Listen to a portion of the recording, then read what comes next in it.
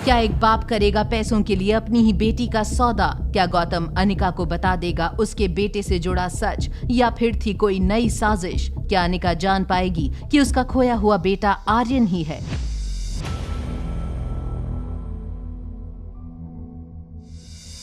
अनिका ने गौतम से कहा अगर वो उसे अपने बेटे के बारे में इंफॉर्मेशन दे दे तो वो उसे 2 करोड़ रुपए उसी वक्त ट्रांसफर करने के लिए तैयार है।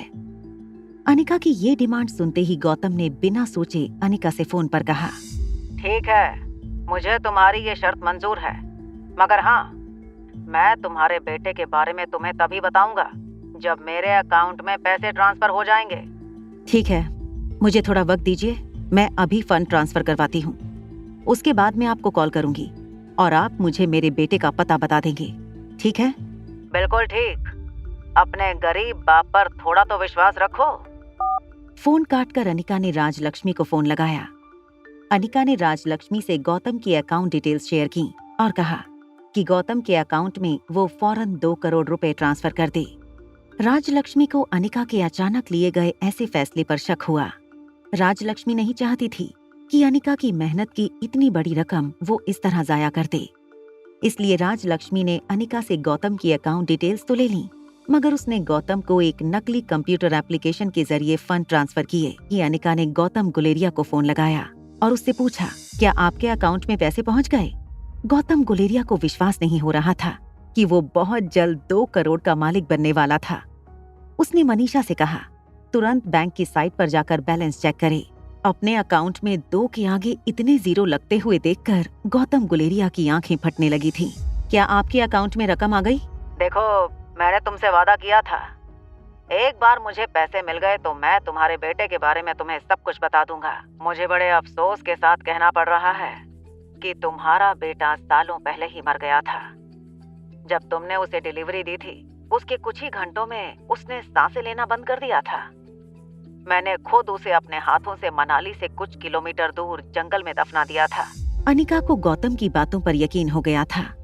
ये सोचकर अनिका की सांसें फूलने लगी कि उसका बेटा 6 साल पहले गुजर चुका था। अनिका जोर से जमीन पर गिरी और फूट फूट कर रोने लगी। अपने बेटे की मौत की जिम्मेदार वो खुद को ठहराने लगी थी। चुप हो जाओ मॉम, शांत हो जाओ, तुमने कुछ नहीं किया मॉम, शांत हो जाओ। मैं जिंदा हूँ मॉम, आई एम अलाइव। आपने कुछ नहीं किया, मैं मरा नहीं हूँ, मैं तो जिंदा हूँ। रिया, ये तुम क्या कह रही हो? तुम जानती भी हो? आर्यन ने अपने नन्हे हाथों से अनिका के आंसू पोंछते हुए कहा, मॉम, मैं रिया नहीं हूँ, मेरा नाम आर्यन है, आर्यन मारवा, और मैं तुम्हारा खोया हुआ बेटा हूँ। आर्यन की ये बात सुनकर अनिका को विश्वास नहीं हो रहा था। वो बस फटी हुई आंखों से आर्यन को देखे जा रही थी। उसे एक पल में पिछले दिनों में हुई सारी बातें याद आने लगीं। किस तरह रिया ने गेम खेलना बंद कर दिया था, रिया का अचानक वो कपड़े बदलकर सामने आना, नीचे शीला मौसी के सामने अरेबिक भाषा में बोलना। ये तुम क्या कह रहे हो?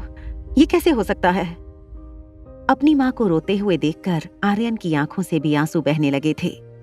रोते हुए आर्यन ने अनिका को बहुत टाइट हक कर लिया और रोते रोते ही कहा, हाँ मॉम, रिया और मैं ट्विन्स है ना, इसलिए हमारी शक्ल मिलती है। We both are alike. हम बहुत जल्दी तुम्हें ये सब कुछ बताने वाले थे। आई एम सॉरी, हमने तुमसे ये बात छुपाई। तुम इतने साल कहाँ थे? मेरा पूरा नाम आर्यन मारवा है। आर्यन को गले लगाते ही अनिका को इस बात का विश्वास हो गया था कि जिस बच्चे की आंखों में देखकर उसे एक अनजाना कनेक्शन महसूस हो रहा था, वो सब कुछ सच था। अगर तुम यहाँ हो मेरे पास, तो फिर रिया कहाँ है? अनिका को एक पल के लिए ऐसा लगा कि शायद उसे शांत करने के लिए रिया ने ये पूरी कहानी बनाई थी, और इसीलिए उसने फिर से एक बार आर्यन से पूछा, देखो रिया, अगर ये कोई तुम्हारी शरारत है तो मम्मा तुमसे बहुत नाराज हो जाएंगी। अनिका की ये बात सुनकर आर्यन ने अनिका का हाथ पकड़ा और नीचे ले गया। अनिका गाड़ी लेकर गेट के बाहर निकल चुकी थी। गाड़ी के अंदर आर्यन अनिका को डायरेक्शंस दे रहा था। थोड़ी देर ड्राइव करने के बाद अनिका दिल्ली के आउटस्कर्ट्स में एक पॉश लोकेलिटी में पहुंची। ये पूरी सिटी मारवा डेवलपर्स ने ही कंस्ट्रक्ट की थी।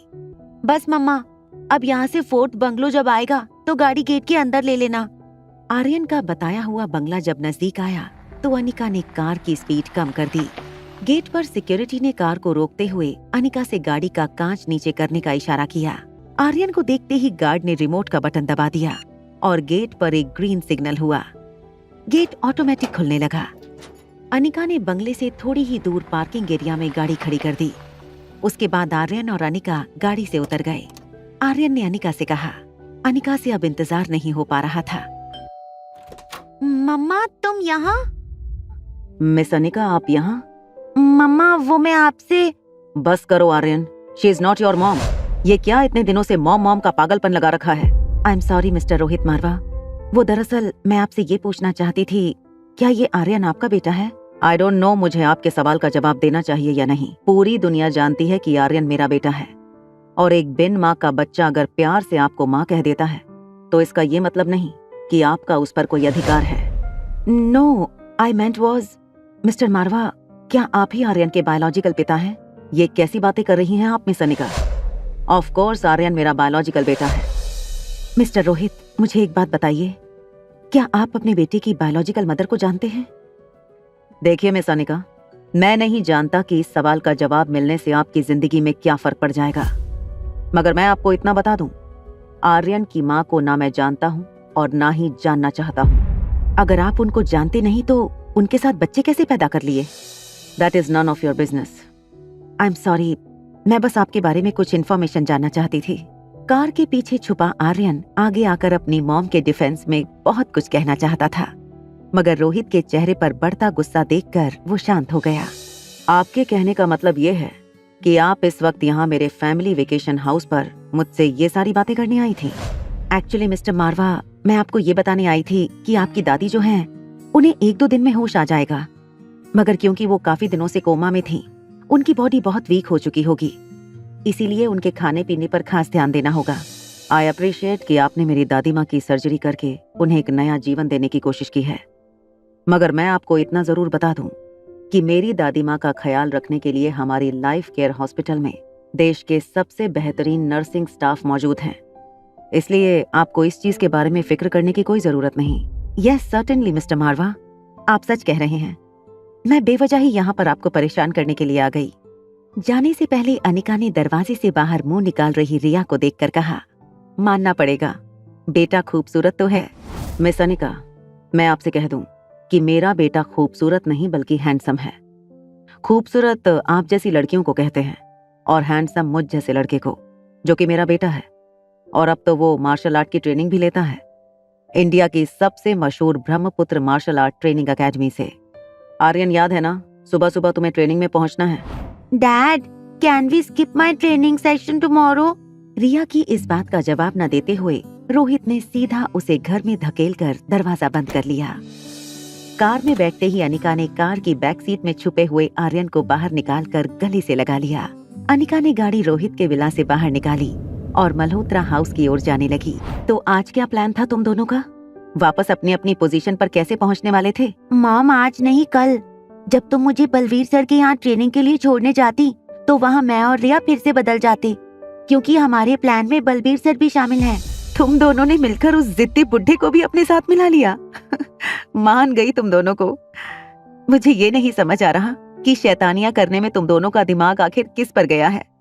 मैं तो मेरे बचपन में किसी बड़े के सामने अपना नाम भी ठीक से नहीं ले पाती थी। फिर शायद इस मामले में हम डैड पर गए हैं। आर्यन का ये जवाब सुनकर अनिका और आर्यन दोनों एक साथ हंस पड़े।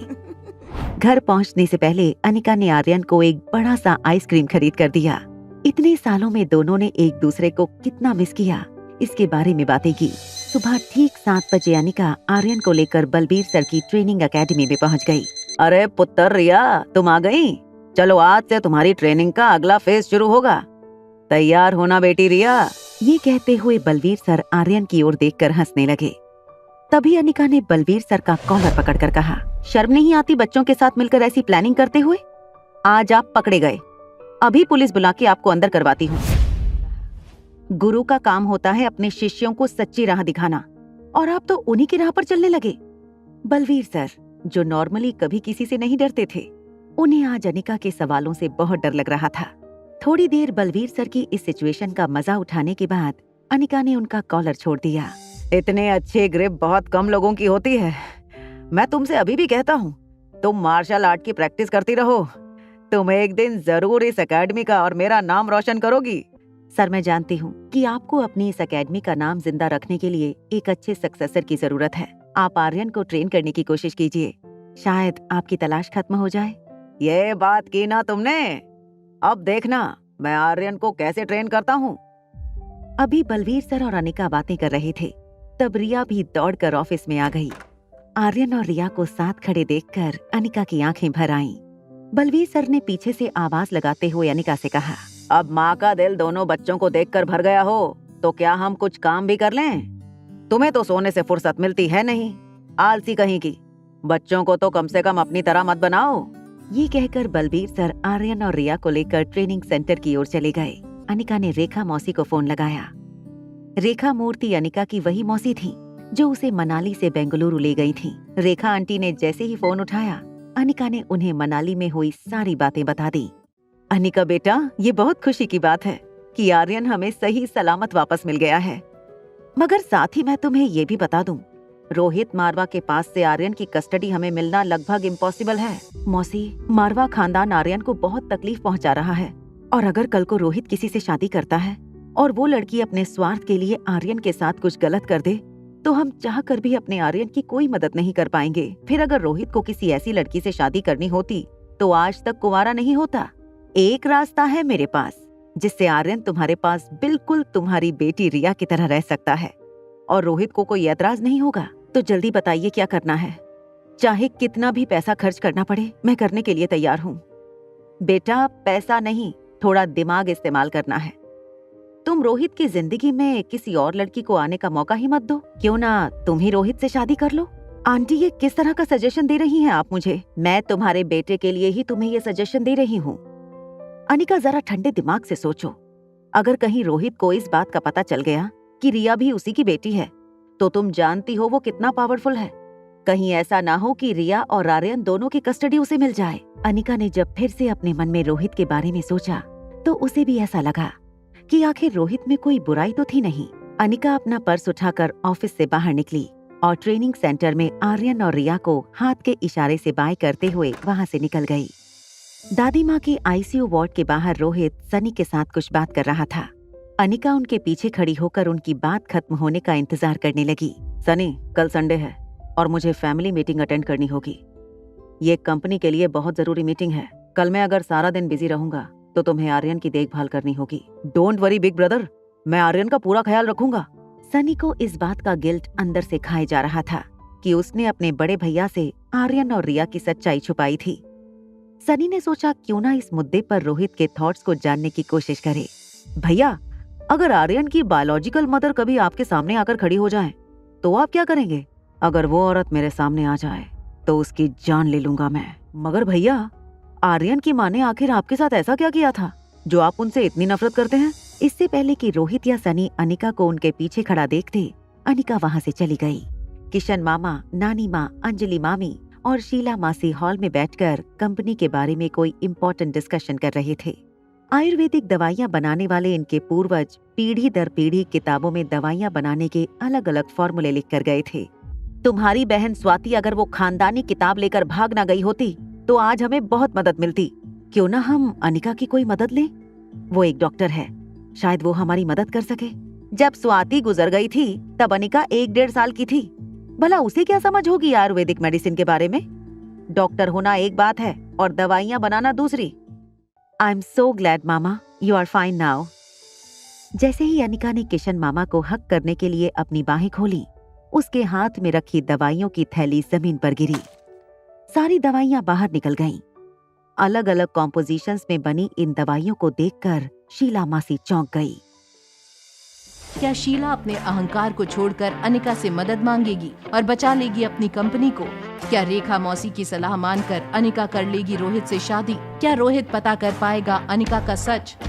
जानने के लिए देखिए अगला एपिसोड सिर्फ पॉकेट एफएम के YouTube चैनल पर। और एक लड़की को देखा तो के सारे एपिसोड्स को सुनने के लिए डिस्क्रिप्शन में दी हुई लिंक से डाउनलोड कीजिए पॉकेट एफएम ऐप।